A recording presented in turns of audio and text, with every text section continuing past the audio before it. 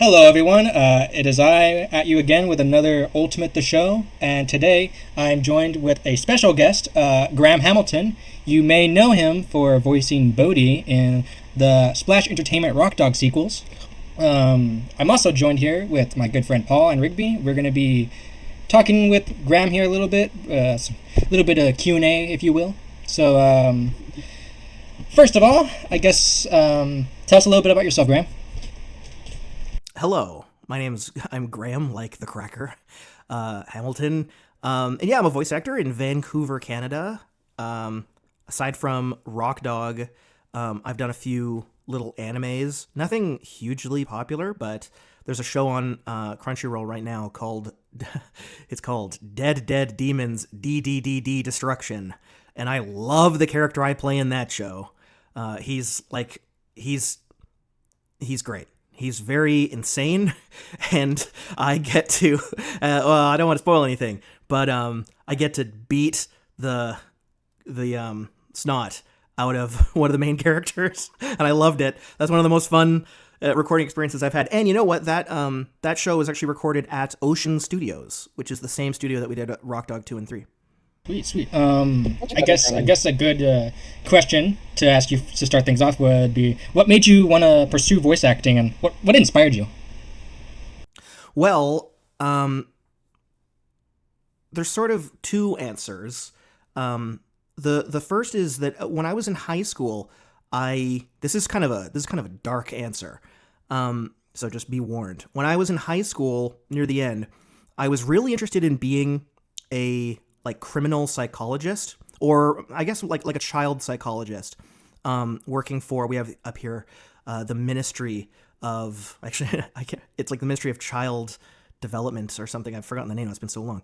And so I wanted to work with children that had been abused, and to sort of, I felt like I could be helpful and help in that regard.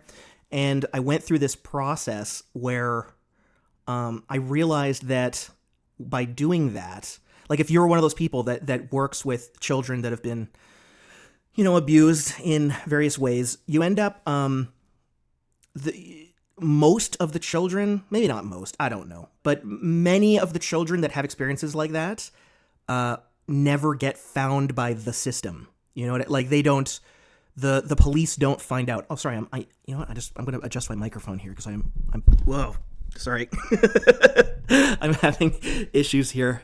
There we go. That should be better. I realized that I was popping directly into the microphone. Anyway, so I'm rambling, but I realized that if I went that way with my career, that most children that had those experiences, I would never be in a position to help. That they wouldn't, because it relies on the police finding out about them, other people finding out, and there's so many kids that have so many horrible experiences that nobody ever finds out about. That it's just something that, if they're, ideally, if they're lucky as an adult, they're able to find help somewhere else.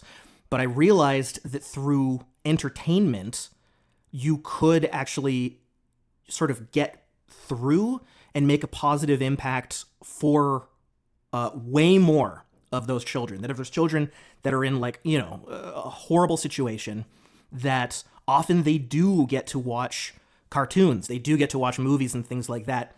And yeah, it kind of makes me cry when I think about it. But that as an actor working in movies like this, that I could contribute something in a way that if I'd gone the other route, I would have never gotten to those kids, right? That I can contribute something. I can help them in some tiny way to process and to deal with the horrible stuff in their life. And so that's the reason why then I sort of got really obsessed with voice acting. But the way that I the way that I learned about voice acting is much less intense. It's because I was a brony. It's because I was into My Little Pony. And mind you, I'm 30. I'm just about to turn 36. And so I was a third generation brony. I was, are any of you guys bronies? Do you guys like My Little Pony at all? No? Oh, great. Well, there you go. Well, oh, very good. Well, any bronies that are watching or listening, they might be familiar. The third generation of My Little Pony is the generation where bronies really got going with 4chan was the fourth generation. Friendship is Magic, as you might have heard. That version of the show is it's much better than the version that I was a fan of. But I mean, I know that Friendship is Magic was developed by Lauren Faust, who was also the wife of Craig McCracken. Yeah, Lauren Faust, she had credits on like Powerpuff Girls and stuff, and had done some of her own stuff. But she's Craig McCracken's wife, and basically Hasbro. Well, I don't need to give you the history of My Little Pony, but yeah, Hasbro basically got her. She was pitching her own show, called the Galaxy Girls, I believe. And Hasbro was like, that's all well and good, but do you want to, what if you did My Little Pony? What if we gave you, you could just, like, everything we're doing with My Little Pony sucks, and nobody likes it. So we'll just give this to you. You can come up with whatever you want, and, maybe it'll be good. And she came up with Friendship is Magic, which is the version of the show that exploded in popularity. So in high school, that's all before, I love that version of the show too, but I was a fan of the previous iteration, the one that they considered a spectacular failure. And because I was always into cartoons, as I'm sure a lot of people are. I liked cartoons, I watched them, but I never really thought about the actors. This is before my dark realization about abuse. But I was watching this show, and there was one particular character called Minty, who is the main character of A Very Minty Christmas, the My Little Pony Christmas special. And for whatever reason, it was the first time in my life that I was like, that's this character, like this performance is really good. I really like this whoever this actor is. And I looked them up, and it was Tabitha St. Germain, who it remains to this day my favorite voice actor ever. And when I looked her up on Google, I discovered that she lived in Vancouver, where I live, and that the show had been recorded in Vancouver. And then, totally in an absurd coincidence, I ended up running into her like a few days later. I ended up seeing her, and she, I've talked to her about it since. I was the first non-little girl that ever approached her as a fan of My Little Pony, and so she was like, "You were the first brony." Now, technically, I was not the first brony, but I was the first brony to harass Tabitha St. Germain. And then that put the seed in my brain that then a few years later spouted into like, well, what if I did that, right? Like, what if I did that career that lady had? Anyway, yeah. And then it's been cartoons ever since. Well, that's a lot to digest. Poster, if I may say so myself. Yeah, it's maybe I shouldn't have told that story, but that is the truth. It had to be told, I mean, it had to come out. But yeah, thank you for sharing that. Rigby, you take it away. Next question. Yes. So the next question I have for you, Graham, is since obviously we're all Rock Dog fans here, and you were the voice of Bodi in the second and third installments. How did you get into Rock Dog, and like, did you ever see the first movie, and how did you feel about it? And going in to record for the sequels, yeah. How were things for you? Yeah, well, they were great. I wasn't familiar with Rock Dog prior to getting the audition request. And so I'm not sure that any of the cast of Rock Dog 2 was particularly familiar with Rock Dog. Maybe a little bit. We'd seen it at Walmart or something.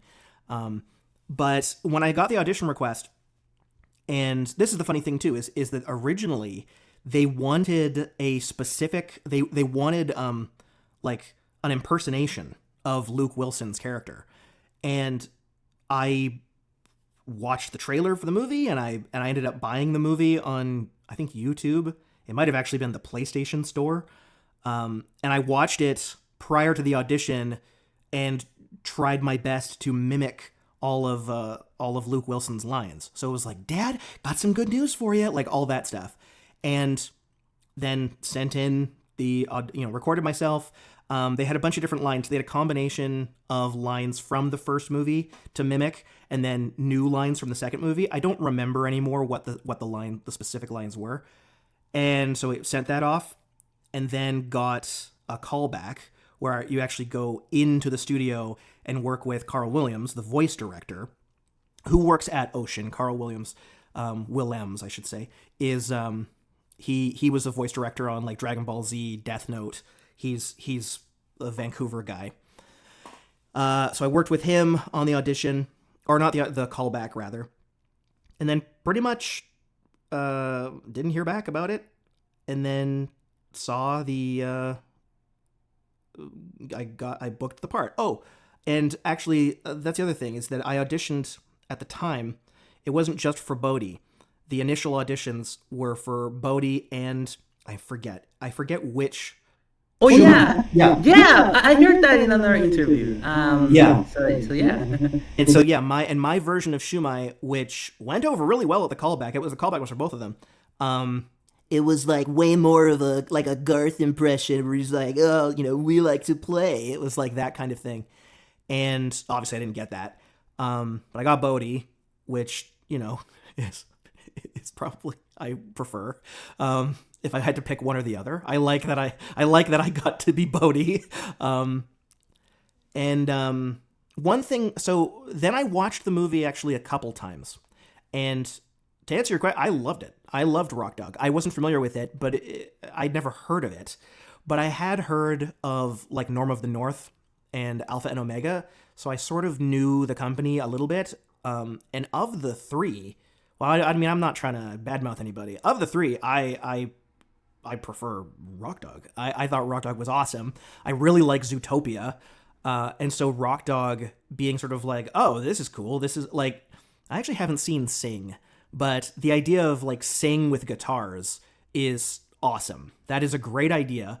And I liked, frankly, I don't know very much about Tibet, but Bodi's story struck me as being similar in a way to Judy's from Zootopia, in terms of like going from a small rural village to the big city. And I play guitar myself. The guitar that in high school that I saved up for is a red Stratocaster, very much like the Scattercaster. And yeah, sorry, I'm rambling again. But and then what was actually fascinating so my experience of Rock Dog 1 was right before booking Rock Dog 2, and so it was a real treat to watch Rock Dog like twice or three times, fall in love with it, and then ahead of the recording to get the script for Rock Dog 2. And so I was able, and I loved that Rock Dog 2 was a direct sequel, that it picked up right from the end of Rock Dog 1, and that that all of the characters returned for the most part, that and having Lang, I forget Lang's other name. Sorry guys, it's been a while, because Lang is Jason Simpson, right? That's and Lewis Black in the original, the villain. But I mean for the third installment, the only original cast member that came back was Eddie Izzard. Yes. Oh yeah. Yeah. But also the if you didn't realize, that Bodi had two different voices. Like obviously Luke Wilson was the talking voice, but there was also the singing. Yeah. Adam Friedman, and he provides the singing voice for Bodi. So was that the same thing when you were making 2 and 3, or I think so. I didn't get to interact with Adam Freeman at all, and I feel like in the second and third movies the singing voice is different. I forget. It's different. I think it was TAL. Yeah, I never got to meet any of these guys. In fact, in the second one, there's the scene where Bodi is dreaming and he's like humming a melody to himself, which ends up being the like it ends up being the main song of the sequel. And that this is very normal for a lot of shows and movies, is they'll do retakes. They'll bring you back in, like we'll do the initial recording session, and then months and months later, they'll bring you back in like for one day, just because they're like, oh, we cut that scene, or we're changing, like now that we've started with production, we've noticed like, this conversation doesn't really work, so we've rewritten this conversation or whatever. And one of the major things in the retakes was when we did the original recording, they didn't have any of the songs. So anytime that someone was singing or like humming a melody or what was supposed to be, I think for Wei and Shumei too, like if they're singing along to something, none of that was ready. So then in the retakes, I remember that Bodi, his dream melody was one of the things. It was like, and they played, and it wasn't the song. It was like this weird, like very cheap sounding like MIDI keyboard of this like bow, bow, bow, bow, bow, bow, bow. And it was like, okay, hum this. And I was like, okay. And then in the final movie, it was like, oh, okay, I see. That's all right. So that was interesting. So, yeah. Oh yeah, I have a question. This is the third question. Who was it like voicing Bodi, and what about the character? Did you really connect with? Well, so it was awesome voicing Bodi in the first. Well, I in my memory, of course, I always think about the first and second movie, but in reality, of course, it's the second and third movie for everyone other than me. So in the second movie, being Rock Dog 2.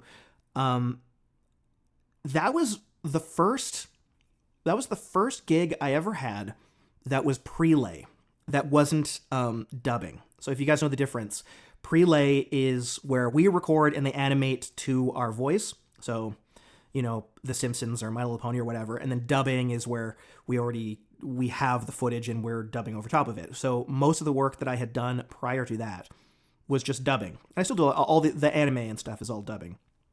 So this is my first experience doing prelay. It was my first experience being in a room with other actors, because we recorded it all in the room together, with the exception of the actors that played Wei and Shumei. For whatever reason, they were in a different room. But all of the rest of us were all in one big room for basically 2 days. I think it was 2, might have been 3. And so I was nervous out of my mind.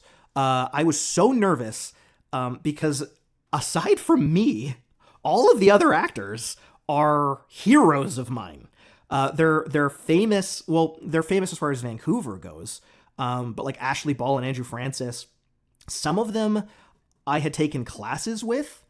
So like, which by the way, that ended up being so important that Kathy Wesluck and Brian Drummond and Brian Dobson and Jason Simpson had all been teachers of mine. I had taken so many voice acting classes, and so having them, it was amazing that having them in the room at the same time. Now, mind you, they're not, it was too late to get any teaching, so we had to just do it. But I felt much more comfortable because they were there and they were being very supportive. And I'd never met him before, but Andrew Francis in particular was unbelievably friendly. Ashley was too. Like, that makes it almost sound like Ashley Simpson wasn't. Of course, she was friendly, but Andrew Francis has been the male main character of a billion animated shows. And so for me, this being my first time being so scared and so nervous, the way that they had us aligned, because we're sort of in a semicircle, facing the glass where all of the splash people and the recording engineers and stuff, where they all are. And so they had Ashley and Andrew right next to me. And Andrew, was just quietly, he was like, "Oh, that was really good. That was great. Like, that's really good." And it's like being very, very, very encouraging, which was great because I was completely terrified. I was totally scared. Which then by the time the third movie came around, I wasn't scared at all. Largely because of how great the experience had been on 2. In fact, when it came to doing Rock Dog 3, I don't know, you guys, let me ask you guys a question, because you guys are fans of Rock Dog. Do you prefer Rock Dog 2 or Rock Dog 3? I prefer Rock Dog 2. 2. Yeah. 2? Okay, sorry, who was that said 2?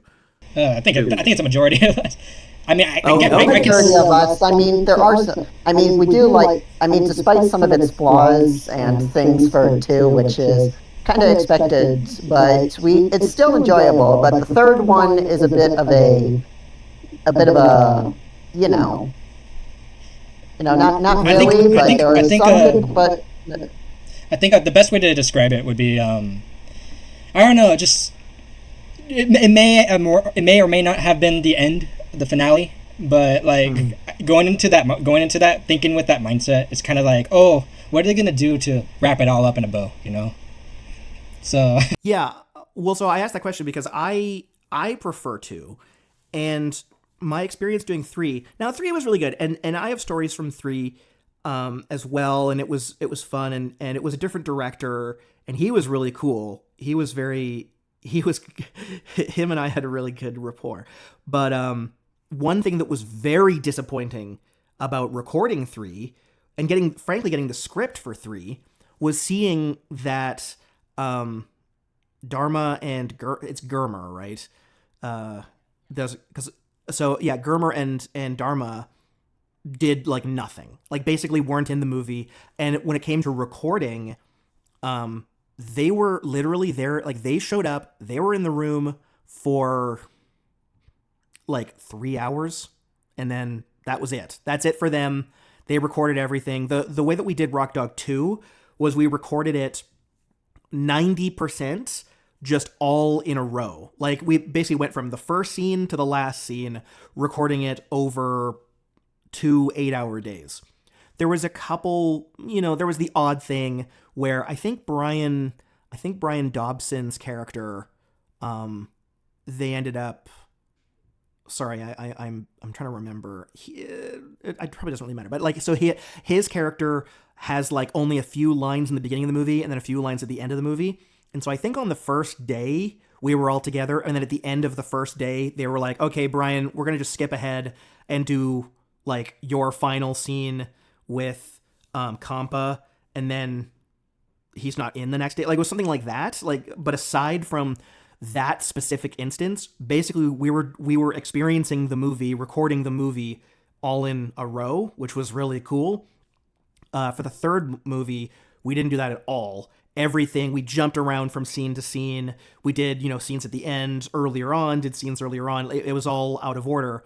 And so and part of why that was done, at least it seemed, was so that Andrew and Ashley could like get all of their scenes done like in the beginning of one day, and then they were gone for the rest of the recording, which sucked because they were really good friends of mine, like they're Bodi's friends, but also in terms of actors, they were. I knew Nicole Oliver. I knew her a bit, but not as well as I knew the two of them for sure.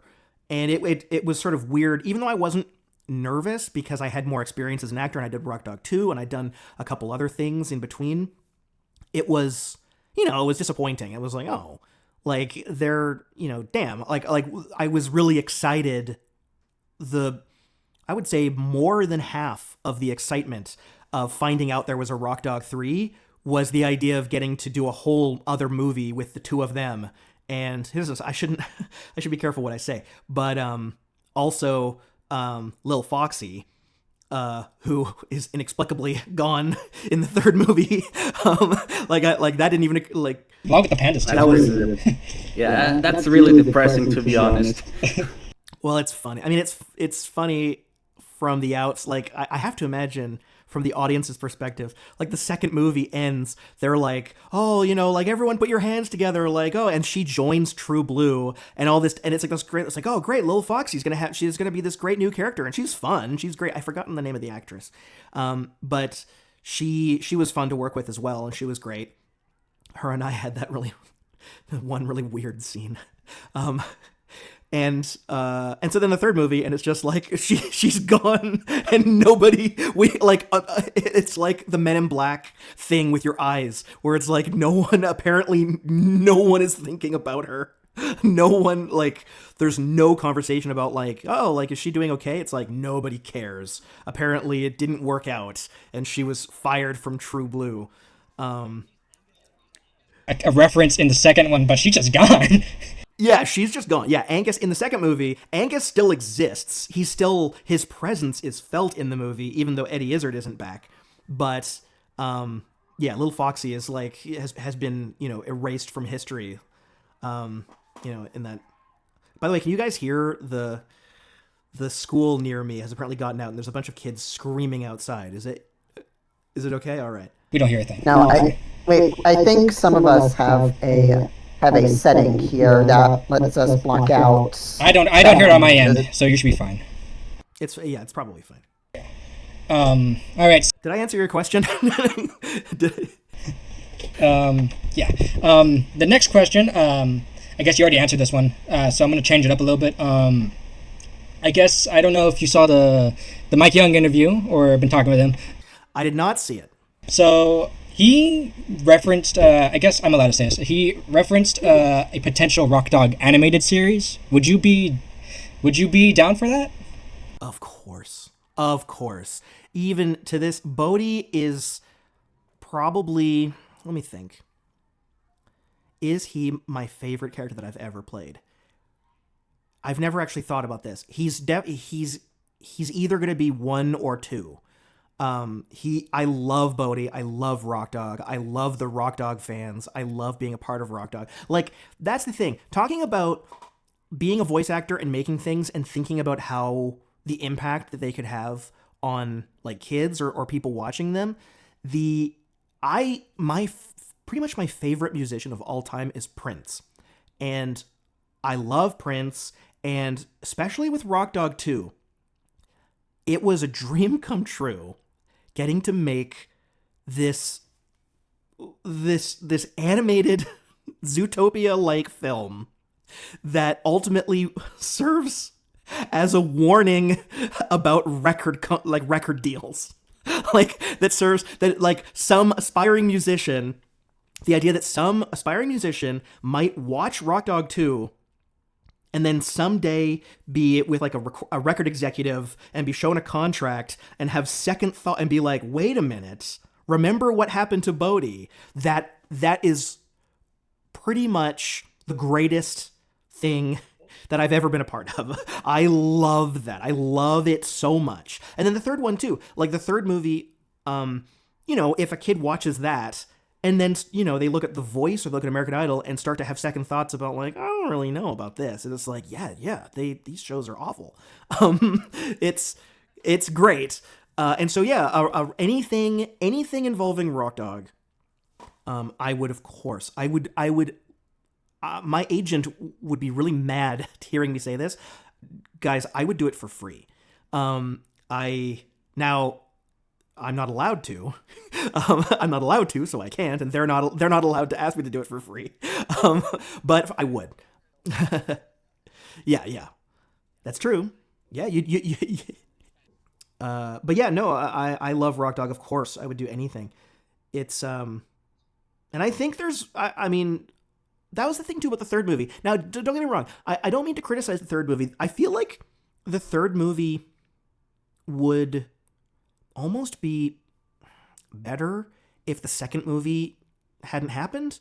Like, maybe if it had gone, like, if the plot of the third movie had happened and then Rock Dog 3 was the plot of Rock Dog. Do you know what I mean? Like, you'd have to scramble some things around, but it's, it's just sort of, it was so weird doing well, like, if they're talking about doing an animated series, maybe I shouldn't criticize. Whatever, it's fine. I mean, Mike seems like a nice guy. And to be clear, they're both good movies. The only ways in which the third movie, it's not bad. It's very good. Like, if you watched it, if you showed it to a kid or whatever, it's very good. But I must say, after doing the second one, and then finding out, like, oh, there's a 3, I was really excited. I was like, ooh, what happens next? Like, what's the next part of the adventure? Like, that's really exciting. And then the third movie didn't feel like that. So if they were doing a series or something, I would hope, I guess I just hope that Little Foxy is in it. It's like, I want to know what happened.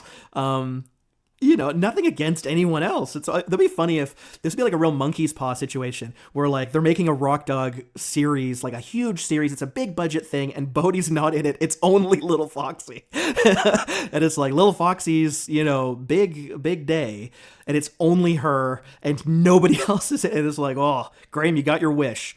It's like, you're not in it. I'd watch it though. You won, but at what cost? Yeah. Well, there's another question I want to ask. So, besides Rock Dog, do you have another favorite animated movie or franchise? Oh wow. I really do like Zootopia. Because I think Zootopia, it has all the furry stuff which people like, but it's a really intense movie. It really has a lot. I mean, it's much more, and I don't mean this as a criticism. Like, Rock Dog is a very different kind of movie. Rock Dog is not. It's for little kids. Zootopia is goes to some pretty dark places, and it really has a lot to say about society and about racism, and it's impressive that an animated film, aimed at children would even tackle those topics, let alone the fact that they use, like, Zootopia. Have you guys seen Beastars, that show? Seen a bit of it. Yes. It's really good. Mind you, it's not for kids. It's really good. It's really not. Yeah, yeah. But the funny thing about Beastars is if you compare Beastars and Zootopia, the themes that they're tackling are very similar. Like, Zootopia is able to explore facets of society and psychology that are quite nasty, that are the things that are tearing our world apart, and they're able to do it without really any violence, any blood, anything like that.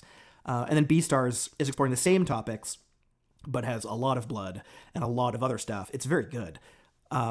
And so, yeah, Zootopia Zootopia might be my favorite animated film. I also, I love Spirited Away. Oh God, I love Ghost in the Shell.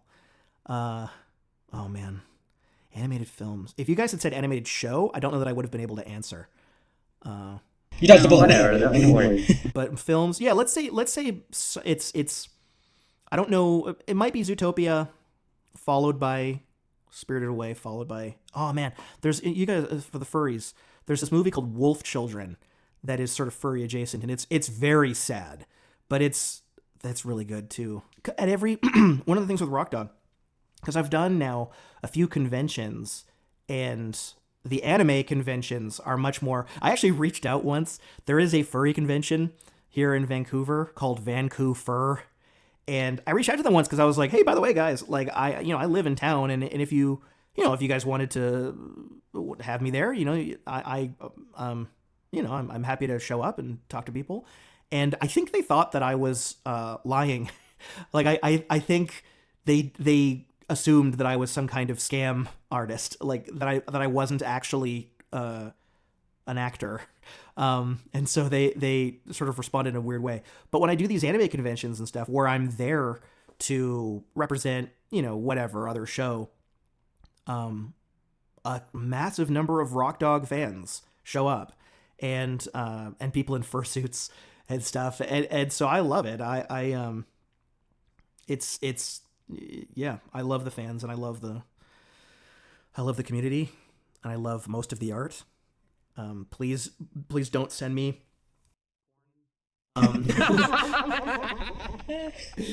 That's Whoa, just because people do.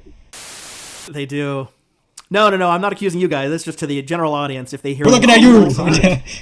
Because I get the Twitter, I get the DMs where people are like, "Oh, like look at this art that I made of you." Yeah. It's like, whoa. It's like, okay, like, and no judgment. And I look, people are. It's not my place to tell people how to enjoy Rock Dog, and they like Bodi, and Bodi, apparently is a very fit person with abs, apparently, but I'm not gonna sign. I'm not gonna sign these pictures. I have to, sign clothed Bodi. But by all means, knock yourselves out. Not you guys specifically, but I feel like I'm speaking to the the larger community here.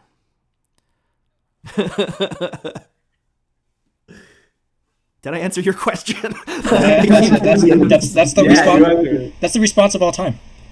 Yeah. But Rigby, you have the next one. Yeah. So, if you don't mind sharing with any of us, but do you have any future plans going forward regarding voice acting or the industry as a whole? So this is. I'm still voice acting. I booked something actually just earlier this week. It's just a commercial, but I still do it as my main job. But there's nothing specifically that I can announce, but I will say that I am obsessed with VTubers. I have been for years, and Gura just graduated, which was very upsetting.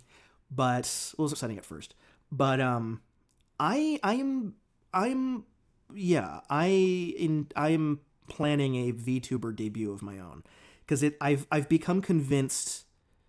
It was particularly anyone. Do you guys follow VTubers at all? Not really. No. Yeah, it's okay. Don't worry. I'm not offended. There was this is gonna sound really pretentious, but I like the it's almost the physical manifestation of the persona, like the idea of an actor inhabiting a character. So particularly, my favorite events are these VTuber roleplay events. There were two. There's one that just finished, but with HoloLive, who are the best VTubers, and that'll make somebody angry, but it doesn't matter. Last year, it was these two events that occurred back to back. There was one called Enigmatic Recollection, Chapter 1, because Chapter 2 just happened, it just finished up, I think, last week. And there was a HoloLive, like a GTA roleplay event that took place over 7 days or so, where there's something so magical about the idea of an actor playing a character that is then playing another character. Like watching those events where it's like, here you have the actual human being themselves, then their VTuber persona, say, is Korone, who I adore, who's a dog girl. You've got Korone, and then Korone in this 7-day event is herself playing this other character of this, in that case, it was like a baker that was also a drug dealer. And watching this event unfold was exciting in a way that no film or show has ever been. Not since I was a child.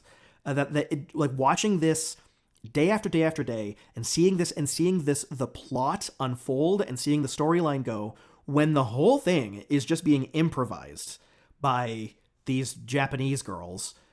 It's the first time in a long time that I've seen something new. Do you know what I mean? Like something like I have not seen this before. Even having watched VTubers for I guess 4 years now, that even this was something different. Anyway, it maybe it sounds weird, but I'm obsessed. I'm obsessed with VTubers, and I'm convinced that like 50 years from now, I'm quite convinced that VTubers are going to be a major part of mainstream culture. I mean, with how some people are kind of relying on AI. No, Who I mean, knows I've seen how people much do it is with their gonna phones now. change. People can do it with their phones now. It's gotten that good. Yeah, the VTuber, the main sort of the fulcrum or whatever of the VTuber process for most people. I guess you can use VR chat. People do that. But yeah, if you have an iPhone, the technology that for like that, I think they're called animojis. Those things which are sort of stupid, but that face tracking technology. You can get this app called I think it's called VTube Studio. I have it on my phone, and it's a free app, and you basically get that. It's free to play around with, and then you do have to pay to get rid of a watermark that's on if you want to use it for streaming. But you can download the app on your computer, you can download the app on your phone, and then plug your phone into the computer, and you now have this unbelievably sophisticated facial performance capture. You just hijacking the iPhone's camera, and pretty much that is I don't know exactly the number, but any VTuber that you see that's like particularly famous, with the possible exception of Fillion, is doing that. Is they're using and then there's a software called Live 2D, which is the Live 2D model, but I don't exactly know actually even where the term Live 2D comes from, if it's the name of the model or if it's the name of another. I thought it was the name of another app. Nobody cares about what I'm talking about right now. But anyway, It was kind of wonky. It is wonky, yeah, and getting a good model is expensive. But yeah, I bought one on Etsy, and you just got to get started. There are furry VTubers, right? Who's that? There's one guy in particular who, this Chester is he's an otter. He's like a. Oh, here's an article about him on Polygon. Here, I'm gonna send this to you guys over Discord. Sorry, in order to use my computer, I've sent you that link about Chester. Oh yeah. Oh yeah. I just googled it. Yeah. Interesting. I don't intend to be a VTuber like that. He's good. He's very entertaining and very fun. But I mean, in that photo, he's wearing he's going for like the femboy kind of what and again, I'm not judging him. It's great and it works really well, and he's built a huge audience. But I think if I was doing a VTuber, it wouldn't be a thirst trap. You know what I mean? Yeah. I think it would probably be more of just like a silly guy. Not that he's not silly; he's very silly. But I don't know if I'm making sense.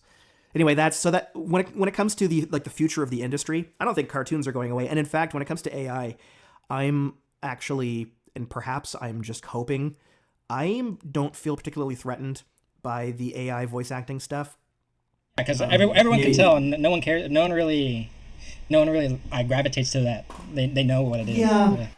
And there's real a lot of these AI things. Like if you're doing like AI art, like if you're trying to use Midjourney to get the problem is that if you put yourself in the position of a real studio, a producer using these things and trying to make a product that will make money, it is actually the amount of time and energy that is required to get Midjourney to give you, like, it's one thing to have little concept art or to have like, a character design from one angle, but to get a turnaround of a character or to get storyboards, like if you look on Amazon, there are so many of these AI generated children's books, and they're so funny because they'll be like, the little redheaded girl, goes to the swimming pool or whatever. And the reason they have to say stuff like that is because every picture of the girl looks completely different. It looks like a totally different character, but with red hair. And so if it just like just trying to get two pictures of the same character is so much work. It is so much cheaper and faster to just hire someone to draw it. And so with voice acting, it's similar. There are some things like I think that game, what was it called? Liar's Bar. That game apparently used AI generated voice lines where it's like, what does he say? Where he's like, 4 aces and stuff like that. And it's fine. But and like, should they have hired real actors? Yeah, I suppose it's a non-union production. You can't really, I can't. I don't have the energy to get mad at these kinds of things. But if you want, I mean, that game has no acting. It's just people saying 4 aces, 3 kings, stuff like that. If you want characters having a conversation with each other, or you want, like, even if you just have a line and you want, can you just do that again, but, make it angrier? Using an AI for that is so tricky, like trying to get this weird AI voice to like, I like the line, except for that one word in the middle. I just need it tweaked a little bit. It's so much easier just to hire an actor to just do it again, as opposed to trying to program this, whatever you've got, this, I don't know, Drake AI clone to say the thing the way that you want it to. Anyway, sorry. That's so I don't feel too threatened by that, but I like VTubers. But yeah, that's a good. And also yeah, there's the AI. There's Neurosama, the AI VTuber. She's fine. Well, there we have it. Any additional thoughts you want to add before we wrap up? I guess. You know what? There is one thing that I forgot to mention. So, and this is I don't know if I mentioned this before because you already knew about Shumai. Is it Shumai? Hello, Shumai. I also was in the running for Carl. That there was, Carl. I like it in here. That character, inexplicably, when we all showed up, we all showed up to do Rock Dog 2, and they were like, surprise, there is, and they had 3 of us. It was Brian Drummond. Here's the thing. In the Vancouver voice acting community, there's a lot of Brians. There's Brian Drummond, Brian Dobson, and Brian Doe. And so sometimes if I go like, it was Brian Drummond. So it was Brian Drummond, it was myself, and it was Michael Adamthwaite. And we were, the entire cast, except for the 2 pandas, were lined up around the room, and they just had us take turns. They had to eat, all 3 of us. They were like, here's the character. They played the audio from the first movie, where again, that's why I remember the line. I was like, but I like it in here. They play that, and they had new lines. It was actually similar to the Bodi thing, how they had some lines from the first movie and then some lines from the new movie.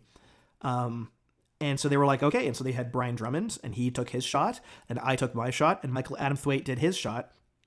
And it was just right there. It was just like, here you go, do it right now. And then they waited a couple seconds, and they were like, all right, Michael, you got it. And so they gave the part to Michael Adamthwaite, which at the time was sort of like, all right, that was weird, but it was like, whatever. And then in the second movie, I don't know, he doesn't do that much. But then when the third movie came around, Michael Adamthwaite was one of the main cast members. And he was, he was there for almost not quite the entire recording, because I think the only people for the third movie that were there the whole time were myself, Nicole, and 2 of the girls. I don't remember their names, but not all. Let me see, because that's another thing. One of the girls, of the three dog girls, one of them was not there for the recording of the. I think she was out of town. It was just it happens. It doesn't really matter. But one of them wasn't there. Rock Dog 3. I'm sorry. I don't know who. I don't know who was who. two of the girls. So it was two of the girls, Nicole Oliver and myself, were the only people that were there for the entire recording of Rock Dog 3. Sorry, my audio probably sounds bad because I'm turning to look at my computer. Yeah,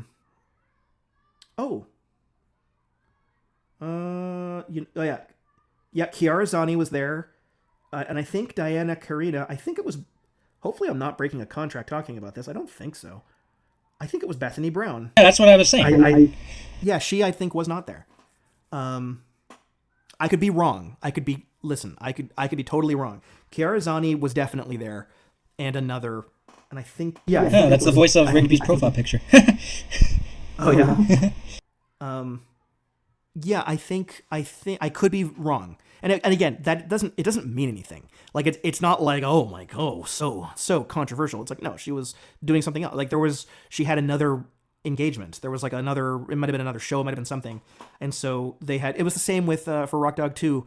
The two, and again, it wasn't quite the same situation because the Red Pandas were just in a different recording session, and I think the reason they gave was that the two pandas, most of their scenes were sort of separate from the main plot, and so they felt like it would go better to have the two of them sort of in a room bouncing off each other. Yeah. And then just for the rest of us, like, because most of the rest of the movie, we don't interact with them at all. And so it's just like, they don't need to be here, which is sort of harsh, but whatever. But anyway, all it is to say, so Michael Adamthwaite, aside from the four of us that were there for the third movie, he was there for the majority of the recording session because of Carl, because he was the voice of Carl, which he had just gotten in like the first 15 minutes of the production of Rock Dog 2. And it was like, wow, that's good. That's great. That's really lucky that he got like a whole other pretty large paycheck just because of the three of us that went for Carl. He nailed it. And I think his version, because I think Brian and our versions of Carl were maybe a little bit too, well, I can't say anything about Brian, but I can say for myself, I was trying really hard to like match the first movie perfectly, whereas I think Michael just gave a little something extra. His version of Carl had, because in the first movie Carl does nothing, and so there's not, I don't mean that in a negative way, it's just like there's not a lot to, like, what is his personality other than he likes to be in the shower. What is he like? And I think Michael brought, he rather than just having nothing, he actually sort of inserted some, like he created that. He created what Carl's personality is, with his own characterization. And then I think in the third movie, they really rolled with it. And Carl, I think, Carl was a fan favorite character, but in the third movie, Carl really shines. Anyway, do I have anything else to add? There's just that. Everyone should find a VTuber and become a fan of them. You gotta pick your VTubers now. Well, thank you so much for joining us on what a lot of great answers there. We really appreciate your time. Okay, I'm glad. Yeah, they were sort of rambling and incoherent, but I'm glad you liked them. Yeah, more lore, if you will. Yeah, exactly. Alrighty, thank you all so much for watching, and this has been An Ultimate the Show with Graham Hamilton. Stay ultimate, Stick-O-Medians. Wait, what was that? Stay ultimate, the Stick-O-Medians. Ooh.